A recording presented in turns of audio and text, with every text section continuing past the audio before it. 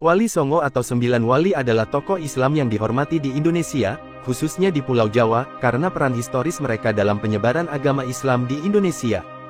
Setiap anggota wali dipanggil dengan sebutan Sunan, yang berasal kata susuhunan yaitu sebutan bagi orang yang dihormati, dan sebagian besar wali juga dijuluki Raden selama hidup mereka, karena mereka keturunan ningrat. Istilah Wali Songo berasal dari kata wali, bahasa Arab, yang berarti wakil, dan Songo, bahasa Jawa, yang berarti sembilan. Mereka dianggapnya sebagai mubalik agung, baik dari segi ilmu agama Islam maupun bobot segala jasa dan karomahnya terhadap kehidupan masyarakat dan kenegaraannya. Para Wali Songo adalah pembaharu masyarakat pada masanya. Pengaruh mereka dapat ditemui dalam beragam bentuk manifestasi peradaban baru masyarakat Jawa, mulai dari kesehatan, bercocok tanam, perniagaan, kebudayaan, kesenian, kemasyarakatan, hingga pemerintahan. Konsep Wali Songo atau Wali Sembilan dalam kosmologi Islam, sumber utamanya dapat dilacak pada konsep kewalian yang secara umum oleh kalangan penganut Sufisme diyakini meliputi 9 tingkat kewalian. Syekh Al-Akbar Muhyiddin Ibnu Arabi atau Ibnu Arabi dalam kitab Futuhat Al-Makkiyah memaparkan tentang 9 tingkat kewalian dengan tugas masing-masing sesuai kewilayahannya. Kesembilan tingkat kewalian itu antara lain: 1. Wali Aktab atau Wali Kutub, yaitu pemimpin dan penguasa para wali di seluruh alam semesta. 2. Wali Aimah, yaitu pembantu Wali Aktab dan menggantikan kedudukannya jika wafat. 3. Wali Autad, yaitu wali penjaga 4 penjuru mata angin. 4. Wali Abdal, yaitu wali penjaga 7 musim. 5. Wali Nukaba, yaitu wali penjaga hukum syariat. 6. Wali Nujaba, yang setiap masa berjumlah 8 orang. 7. Wali Hawariyun, yaitu wali pembela kebenaran agama, baik pembelaan dalam bentuk argumentasi maupun senjata. 8. Wali Rajabiyun, yaitu wali yang karomahnya muncul setiap bulan Rajab. 9. Wali Khatam, yaitu wali yang menguasai dan mengurus wilayah kekuasaan umat Islam. Garis keturunan Wali Songo bersambung hingga Nabi Muhammad SAW yang berasal dari putri Rasulullah SAW yakni Sayyidah Fatimah Az-Zahra radhiyallahu anha. Menurutnya, garis keturunannya bermula dari Sunan Gresik atau yang lebih dikenal dengan Maulana Malik Ibrahim. Dan nama para Wali Songo tersebut yaitu: 1. Sunan Gresik atau Maulana Malik Ibrahim. Ia disebut juga Sunan Gresik, atau Sunan Tandes, atau Mursyid Akbar Tarikat Wali Songo. Ia diperkirakan lahir di Samarkand di Asia Tengah, pada paruh awal abad ke-14, dalam babat Tanah Jawi menyebutnya Asmarakandi, mengikuti pengucapan lidah orang Jawa terhadap As-Samarkandi. Dalam cerita rakyat, ada yang memanggilnya kakek bantal. Maulana Malik Ibrahim umumnya dianggap sebagai wali pertama yang mendakwahkan Islam di Jawa. Ia mengajarkan cara-cara baru bercocok tanam dan banyak merangkul rakyat kebanyakan, yaitu golongan masyarakat Jawa yang tersisihkan di akhir kekuasaan Majapahit. Malik Ibrahim berusaha menarik hati masyarakat, yang tengah dilanda krisis ekonomi dan perang saudara. Ia membangun pondokan tempat belajar agama di Leran, Gresik, serta membangun surau. Ia juga membangun masjid sebagai tempat peribadatan Islam pertama di Tanah Jawa, yang sampai sekarang masjid tersebut menjadi Masjid Jami Gresik. Pada tahun 1419, Malik Ibrahim wafat. Makamnya terdapat di Desa Gapura Wetan, Gresik, Jawa Timur. 2. Sunan Ampel atau Raden Muhammad Ali Rahmatullah, atau Raden Rahmat. Sunan Ampel umumnya dianggap sebagai sesepuh oleh para wali lainnya. Pesantrennya bertempat di Ampel, Surabaya, dan merupakan salah satu pusat penyebaran agama Islam tertua di Jawa, dan terkenal dengan ajaran Moh Limo.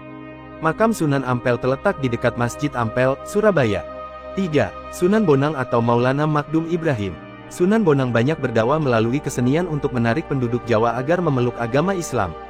Ia dikatakan sebagai penggubah suluk wijil dan tembang tombo ati, yang masih sering dinyanyikan orang. Pembaharuannya pada gamelan Jawa ialah dengan memasukkan rebab dan bonang, yang sering dihubungkan dengan namanya. Sunan Bonang diperkirakan wafat pada tahun 1525. Ia dimakamkan di daerah Tuban, Jawa Timur. 4. Sunan Derajat atau Raden Syarifuddin atau Raden Kasim. Sunan Derajat terkenal juga dengan kegiatan sosialnya. Dialah wali yang memelopori penyatuan anak-anak yatim dan orang sakit. Sunan Derajat banyak berdakwah kepada masyarakat umum. Ia menekankan kedermawanan, kerja keras, dan peningkatan kemakmuran masyarakat sebagai pengamalan dari agama Islam. Pesantren Sunan Derajat dijalankan secara mandiri sebagai wilayah perdikan, bertempat di Desa Derajat, Kecamatan Paciran, Lamongan. Tembang Macapat Pangkur disebutkan sebagai ciptaannya. Gamelan Singo Mengkok peninggalannya terdapat di Museum Daerah Sunan Derajat, Lamongan. Sunan Derajat diperkirakan wafat pada 1522. 5. Sunan Kudus atau Jafar Shadiq atau Sayyid Jafar Shadiq Ahmad Khan, dan dikenal dengan panggilan Raden Undung. Sebagai seorang wali, Sunan Kudus memiliki peran yang besar dalam pemerintahan Kesultanan Demak, yaitu sebagai Panglima Perang, penasihat Sultan Demak, mursyid tarikah dan hakim peradilan negara. Ia banyak berdakwah di kalangan kaum penguasa dan priyayi Jawa. Di antara yang pernah menjadi muridnya, ialah Sunan Prawoto penguasa Demak, dan Arya Penangsang Adipati Jipang Panolan. Salah satu peninggalannya yang terkenal ialah Masjid Menara Kudus, yang arsitekturnya bergaya campuran Hindu dan Islam. Sunan Kudus diperkirakan wafat pada tahun 1550. 6. Sunan Giri atau Muhammad Ainul Yakin, juga dikenal dengan nama Raden Paku, Prabu Satmata, Sultan Abdul Fakih, dan Joko Samudro. Ia mendirikan pemerintahan mandiri di Giri Kedaton, Gresik, yang selanjutnya berperan sebagai pusat dakwah Islam di wilayah Jawa dan Indonesia Timur, bahkan sampai ke Kepulauan Maluku. Salah satu keturunannya yang terkenal ialah Sunan Prapen, yang menyebarkan agama Islam ke wilayah Lombok dan Bima, Nusa Tenggara Barat. Makam Sunan Giri terletak di Desa Giri, Kabupaten Gresik. 7. Sunan Kalijaga atau Raden Said. Sunan Kalijaga menggunakan kesenian dan kebudayaan sebagai sarana untuk berdakwah, antara lain kesenian wayang kulit dan tembang suluk. Tembang suluk lir-ilir dan gundul-gundul pacul umumnya dianggap sebagai hasil karyanya. 8. Sunan Muria atau Raden Umar Said juga dikenal sebagai Raden Parwoto. Ia turut berperan dalam berdirinya kerajaan Demak bersama Raden Patah. Nama Sunan Muria diambil dari tempat ia tinggal di lereng Gunung Muria, sebelah utara Kudus. Wilayah yang ia kunjungi untuk berdakwah mencakup Jepara, Tayu, Juwana, hingga sekitar Kudus dan Pati. Ia berdakwah dengan mengajarkan cara berdagang, bercocok tanam, dan melaut, serta melalui kesenian gamelan. Dalam hal kesenian, Sunan Muria menciptakan tembang Macapat, yakni Sinom dan Kinanti. Sunan Muria wafat pada tahun 1551 dan lokasi makamnya berada di Desa Colo, Kecamatan Dawe, Kabupaten Kudus. 9. Sunan Gunung Jati atau Syarif Hidayatullah merupakan pendiri Kesultanan Cirebon dan Banten. Ia juga menjadi satu-satunya wali yang menjabat sebagai kepala pemerintahan.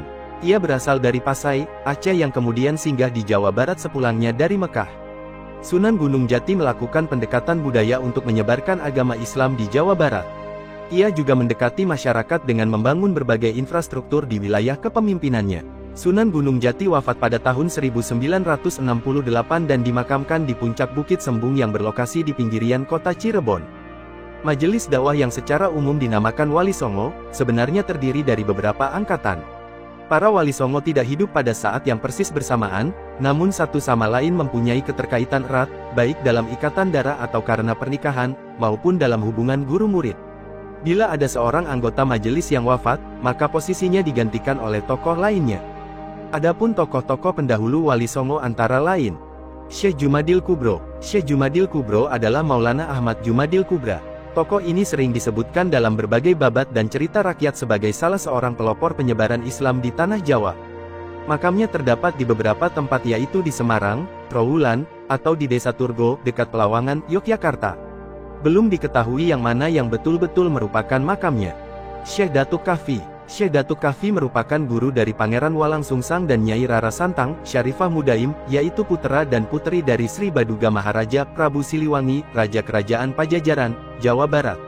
Syekh Datuk Kahfi wafat dan dimakamkan di Gunung Jati, bersamaan dengan makam Syarif Hidayatullah, Sunan Gunung Jati Pangeran Pasarean, dan Raja-Raja Kesultanan Cirebon lainnya.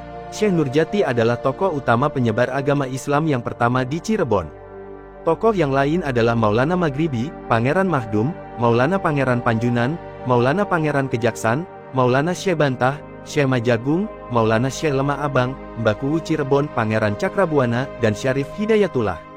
Pada suatu ketika mereka berkumpul di Pasanggerahan Amparan Jati, di bawah pimpinan Syekh Nurjati. Mereka semua murid-murid Syekh Nurjati. Dalam sidang tersebut Syekh Nurjati berfatwa kepada murid-muridnya. Wahai murid-muridku, sesungguhnya masih ada suatu rencana yang sesegera mungkin kita laksanakan, ialah mewujudkan atau membentuk masyarakat Islamiyah.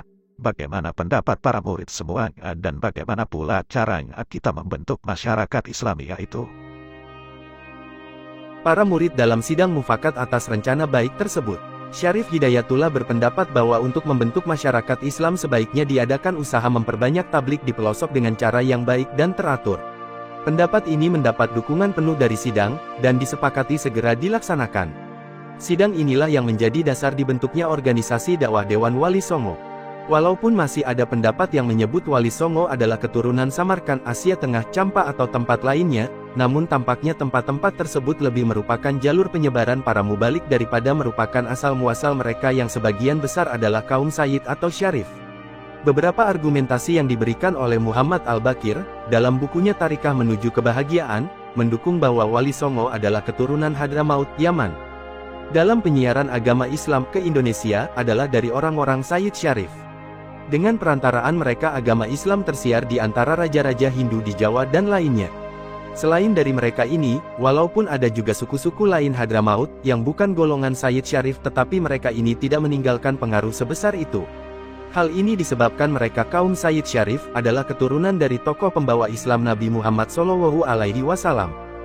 Makam para wali dihormati oleh masyarakat Jawa sebagai lokasi ziarah, sebagai bentuk rasa syukur dan terima kasih atas manfaat dan syafaat yang mereka amalkan pada masa hidupnya.